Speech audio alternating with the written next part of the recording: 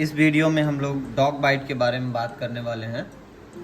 तो dog bite या फिर कोई भी रैबिड एनिमल जैसे कि कैट बाइट या फिर जैकल या फिर वोल्फ, कोई भी जंगली जानवर काटने के, रैबिड एनिमल काटने की वजह से अगर किसी को भी अगर काटता है रैबिड एनिमल, तो वैसे केसेस में हम लोगों को वैक्सीन लेना जो है ज़रूरी होता है, ठीक है ना।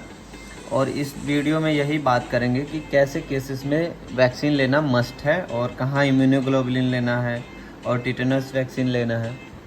तो सबसे पहले अगर आपका कोई डॉग बाइट के बारे में बात करें तो स्ट्रीट डॉग बाइट है, गली का कोई कुत्ता है या फिर आपका पालतू कुत्ता है। अगर पालतू कुत्ता है तो अगर डॉक्यूमेंटेड है, आप उसको रेगुलरली वैक्सीन दिलवाते हैं तो कोई दिक्कत नहीं है, वो अगर नहीं आप स्किप भी कर सकते हैं। लेकिन आपका डॉक्यूमेंटेड नहीं है, अगर पालतू कुत्ता का डॉक्यूमेंटेशन नहीं है तो आपको रिस्क नहीं लेना चाहिए, क्योंकि डॉग बाइट अगर एक बार अगर हो गया किसी को तो वो फिर इनक्योरेबल डिजीज़ है, कभी ठीक नहीं हो सकता, उससे इनएविटेबल डेथ ही होना है, ठीक है। इसीलिए रिस्क फैक्टर उससे उसका रिस्क नहीं लिया जा सकता।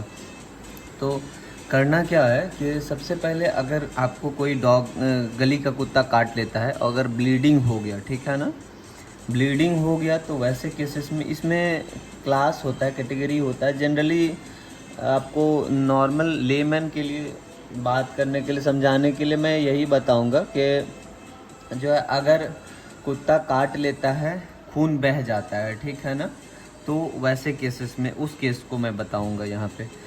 खून बह गया तो वैसे केसेस में हम सबसे पहले उसको 15 से 20 मिनट तक अच्छे से साफ़ करेंगे। वुंड को, जो भी जहाँ भी काटा होगा उसको अच्छे से साफ़ करेंगे, साबुन वगैरह लगा करके लगातार टैप वाटर खोल देंगे, नल खोल देंगे और 15 से 20 मिनट तक एकदम अच्छे से क्लीन करेंगे। अगर कोई एंटीसेप्टिक साबुन है तो उसको यूज़ करेंगे, या फिर पोविडोन आयोडीन होता है एंटीसेप्टिक्स, तो उसको यूज़ करके उसको जो है अच्छे से क्लीन करना है, पूरा खून को बहने देना है। ऐसा नहीं कि खून को रोक लिया, अंदर से बैंडेज वगैरह कर लिया, वैसे नहीं करना है। और ज़रूर मतलब कि उसको एकदम अच्छे से 15-20 मिनट तक लगातार टैप खोल के, नल खोल करके साफ़ करते रहना है, ठीक है। उसके बाद जो है जितना जल्दी से हो सके डॉक्टर के पास जाना है। सबसे अगर नहीं थोड़ा दूर है, कहीं सरकारी हॉस्पिटल दूर है, तो आप सबसे पहले टिटनस वैक्सीन ले लीजिए, टिटवैक का। और उसके बाद जाइए, टिटनस वैक्सीन एक वैक्सीन चलता है, ठीक है ना, टिटनस का एक डोज सिर्फ लेना होता है। और बाकी जो है सरकारी हॉस्पिटल में एंटी रेबीज़ वैक्सीन मिलता है, ठीक है ना।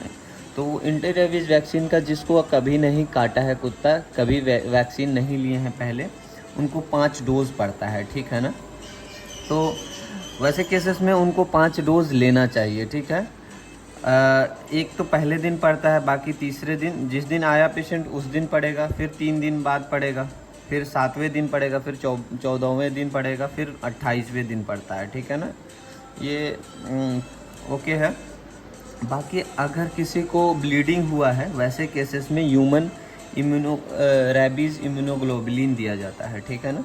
ये जो रैबीज़ इम्यूनोग्लोबुलिन जो होता है, इसका और भी बहुत सारा होता है, इक्वाइन हॉर्स का भी जो होता है, और या फिर तो ऐसे केसेस में हॉर्स वाले में अलग डोजेज होता है। मैंने ह्यूमन रैबीज़ इम्यूनोग्लोबुलिन के बारे में डोजेज लिखा है कि 20 इंटरनेशनल यूनिट पर केजी में होता है और बॉडी वेट में होता है, और ये in and around the wound, जहाँ पे काटा रहता है कुत्ता वहाँ पे देते हैं। अगर ज़्यादा नहीं काटा है तो बाकी सब एंटेरोलेटरल एस्पेक्ट ऑफ थाई में दे देते हैं, जो भी इम्यूनोग्लोबुलिन बच जाता है, ठीक है ना। तो अगर कोई पेशेंट है, मान लिया कि पेशेंट है हमारा 60 केजी का, ठीक है ना, तो 60 से इंटू करेंगे 20, 60 इंटू 20 कितना होता है 1200। तो 1200 इंटरनेशनल यूनिट होता है, उसको देना है, ठीक है ना। तो एक वायल में हमारा लगभग आता है 300 इंटरनेशनल यूनिट का एक वायल आता है ह्यूमन इम्यूनोग्लोबुलिन जो होता है। तो उसको जो है 4 वायल देना पड़ेगा वैसे पेशेंट को, 60 केजी का पेशेंट को, ठीक है।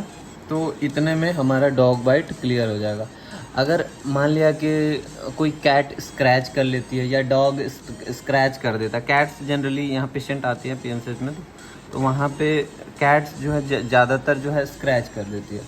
तो कैट जब स्क्रैच करेगी, पंजा मारेगी, तो वैसे केसेस में हम लोग टिटनस का एक वैक्सीन ले लेंगे और बाकी इम्यूनोग्लोबुलिन स्क्रैच के केसेस में देने का ज़रूरत नहीं है, ठीक है ना। सिर्फ एंटी रेबीज़ वैक्सीन देना है।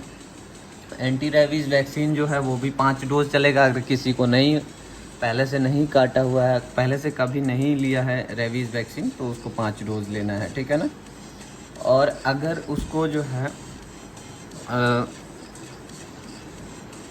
और अगर चूहा वगैरह काटता है, मान लिया चूहा काट लिया, बकरी काट लिया, रैबिट खरगोश काट लिया, वैसे केसेस में इंडिया में रेबीज़ वैक्सीन देने का कोई ज़रूरत नहीं है। आप टिटवैक वैक्सीन ले सकते हैं, बाकी रेबीज़ और इम्यूनोग्लोबुलिन का ज़रूरत नहीं होता है।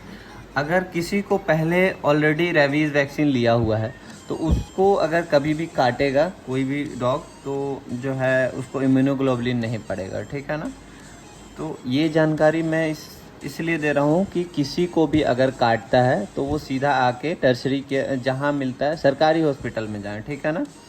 अगर ये इधर ऐसा नहीं है कि जो है स्किप नहीं करना है, ठीक है ना। अगर लापरवाही बरतेंगे तो उससे दिक्कत हो सकता है कि अगर एक बार रेबीज़ हो गया फिर उसका कोई इलाज नहीं है, उसको इनएविटेबली मरना ही पड़ेगा, ठीक है ना। इसीलिए हमको जो है जनरली ये ह्यूमन रेबीज़ वैक्सीन जो है काफ़ी महंगा पड़ता है, ठीक है। कम से कम इसका कॉस्ट पड़ता है 8 से 9 हज़ार रुपया, जो है अगर अप्रॉक्सीमेटली 1200 इंटरनेशनल यूनिट लेगा तो उसको 8 से 9 हज़ार रुपया कॉस्ट पड़ेगा बाहर में, और जो कि सरकारी हॉस्पिटल में फ्री में आता है, ठीक है ना।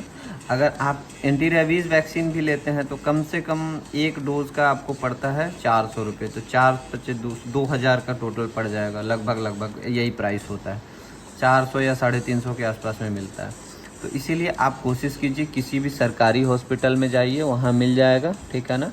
कहीं भी प्राइवेट लेने का ज़रूरत नहीं है। अगर नहीं मिलता है तो प्राइवेट लीजिए, सरकारी में अगर कहीं नहीं मिल पाता है। और ठीक है, थैंक यू।